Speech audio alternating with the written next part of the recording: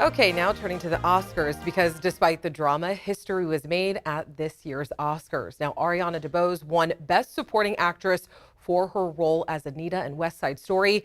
She is an openly queer woman of color and Afro-Latina. But joining us now to talk about the diversity that we saw at the Oscars last night is Angel Rodriguez. He is a producer and actor at the Teatro Nagual. And as I just mentioned, Ariana DeBose won Best Supporting Actress, for West Side Story. But she is also, as we just mentioned, the first openly queer woman of color to win an acting Oscar. And 60 years later, after Rita Moreno won for the same role.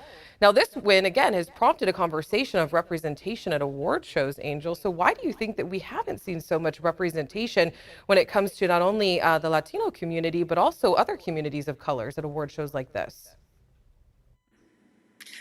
Yeah, so the simple answer is that we get overlooked. We don't get these opportunities. We're out here auditioning. We have the skills, we have the talent. We're trying to work in this industry, and a lot of the times, us Latino actors, we get put in a box where we only get cast in Latino roles. And if Latino roles aren't being told, and we're not going to get cast, if Latino roles aren't going to be told, stories aren't going to get told, then we're just not going to get cast, and we don't get included in these colorblind roles. So, we're American too. We, the Latinos, can play the non-Latino American parts, and they don't just need to be for white actors.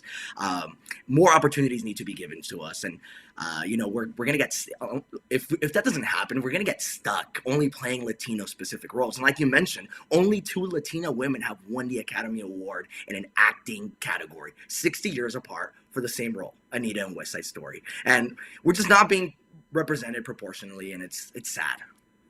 Now, we also talked before, and I thought you brought up a great point. You said you also feel like there's not a lot being talked about when it comes to other roles outside of acting, but also what's going on behind the scenes. What did you mean by that?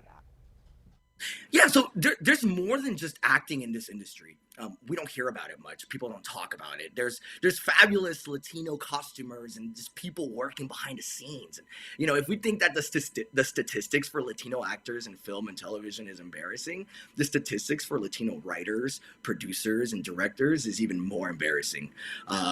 If we're not hiring these Latino writers, producers, directors, and our stories will not be told, and our faces will not be in these stories, and we're not going to get represented. The diverse wins in this Oscar season have been iconic. We can't let that go. But from a broader perspective, what comes next? Hollywood, how are you going to follow up? And we are short on time, but there is an important question I want to ask you, because there are great things happening right here in our community when it comes to representation. So just really quickly, can you share with our viewers some of the things that your theater company is doing? Yeah, Teatro Nagual we're doing our part to diversify the arts here in Sacramento, and we just successfully put up a play called Lydia by Octavio Solis at the Sophia, home of B Street.